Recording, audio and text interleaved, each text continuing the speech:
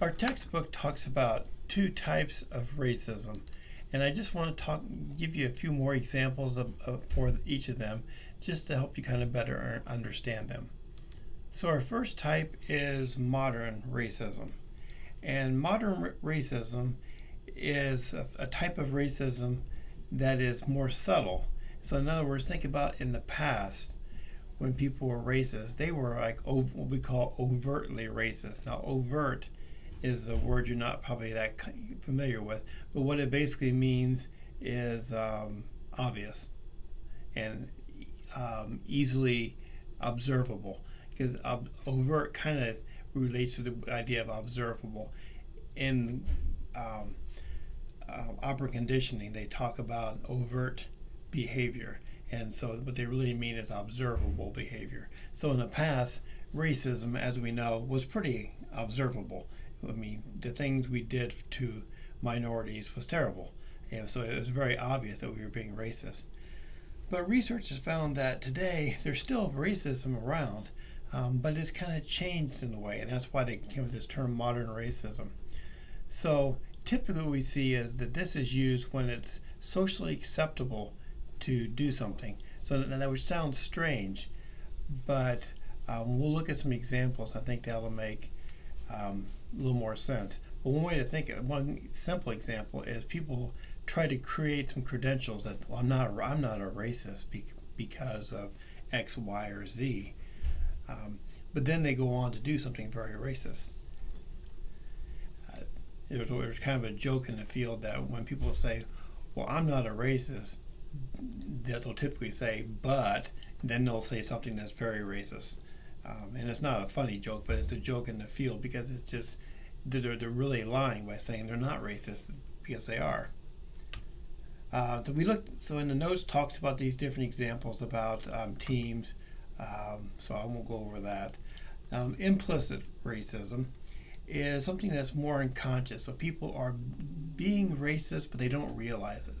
So in a way, you could say both types of racism, of course, are bad, but I would argue that maybe modern racism is a little bit more egregious, only because the people know they're doing something wrong. Implicit, these people don't know that they are doing something wrong, which doesn't make it right. It definitely doesn't make it right. But I guess I would argue for people who are implicit racists, we can educate them and tell them, hey, do you know what you're saying is wrong? For example, when I was growing up, people of my grandparents' day were used to calling black people coloreds. Well, that's not an appropriate term at that time or now. But they grew up with that term, and some of them truly didn't realize that that's not a socially acceptable term to use anymore. Just like today, a lot of people might use the term hermaphrodite and not realize that hermaphrodite is not socially acceptable term anymore. Intersex is the official name of people who are born with ambiguous genitalia. You used to call them hermaphrodites after the goddess Aphrodite. Sorry, I had to stop and think what her name was.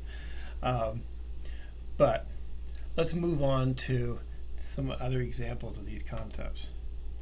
Let me skip to something we haven't talked about. Okay, let's look at and think about, is Snapchat racist? It might sound strange to you to think about Snapchat racist, but there's been some arguments or some points made about some of their filters. For example, they have what's called a Bob Marley filter, which basically, as you can see, turns this white woman, darkens her skin, puts dreadlocks on, puts a reggae hat on. And some people just argue that this is kind of racist because it's kind of characterizing it. They're saying it's similar to what's called blackface. Some of you, well, probably most of you, are too young to know what the term blackface means. Back in like the early 1900s, a lot of times you'd see people perform, white people who would paint their face black and then pretend they're black people and just perform. Never quite understood the point of it, but that's what it was called. It was called blackface, and so that's considered, of course, very racist. And so some people have argued, and if you don't believe me, go online, look up some of these Snapchat filters and just maybe use the term Snapchat filters and racism and see what you find. So they had that one, and that got a lot of negative feedback for them. And then they came out with what they called the anime filter. Now, and this is kind of what it did to your picture. They claim that no, this is just, it's not making fun of a stereotype of Asians. It's basically, I'm trying to make you look like an anime character. But people have argued this isn't what anime characters look like. For example, if these slanted eyes and this little, that if you know anything about anime, the tradition in anime, if you're not familiar with anime, is Japanese cartoons, because actually anime in Japanese means cartoon. But the tradition is that they have very big eyes, because the original person who drew the person who drew the first successful anime in Japan, that was his trademark. He put really big eyes, and a lot of anime creators since have done the same thing just to pay homage to the person who started it. And so this really has nothing to do with anime. But again, this was an example. So you might say, and Snapchat thought they were just doing something similar. So the question might be, well, is this implicit racism? Were they unconsciously doing this, or were they intentionally doing it? And just denying that they were intentionally doing it. It's hard to say. Another example. This is kind of an older example, but when Luke Cage, which is a Marvel superhero character, came out on Netflix, I believe in 2016. First came out.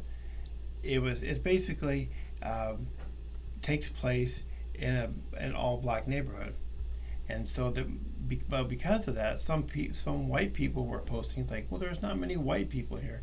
This show is racist. How is it on Netflix?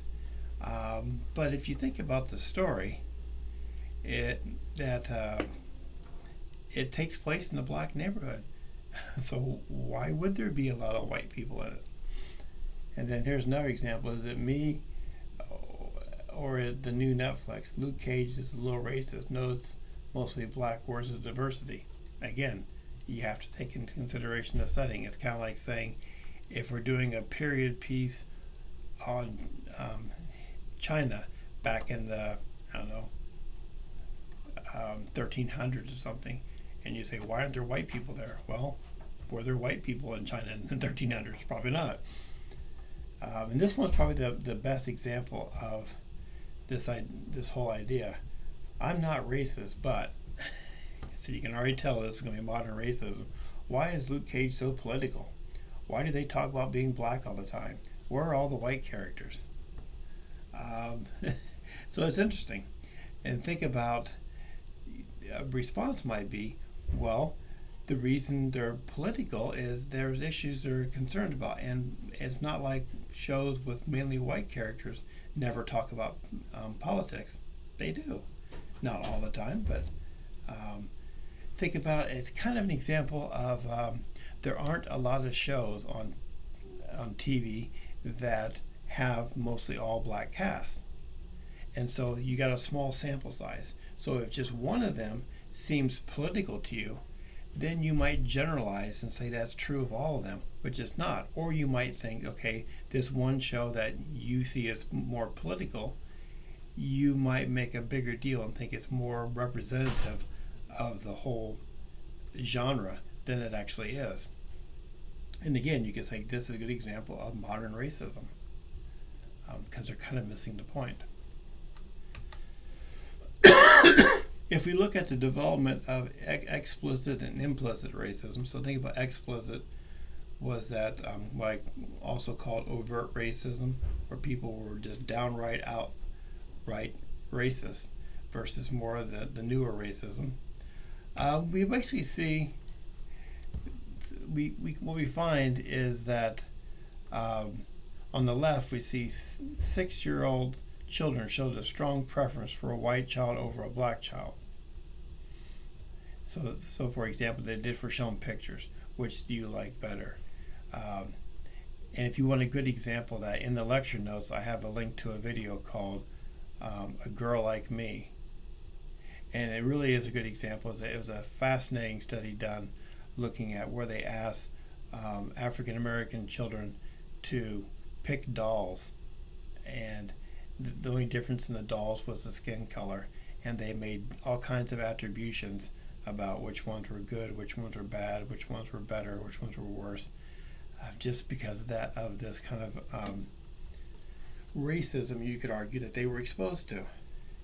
Now we see at the implicit, we find that at least here, that the explicit racism is kind of decreases. So think about as you get older, you start to learn that being racist is not okay.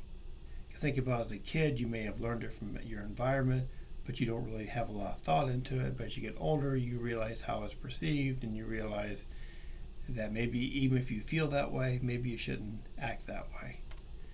But with implicit racism, we don't see these differences. We see about the same thing. And your book will talk about, there's a test called the Implicit Association Test, which you can go and you can take for different groups, and it tries to see if you have an implicit bias towards a certain group. I have a colleague who argues that there's some methodological flaws with the implicit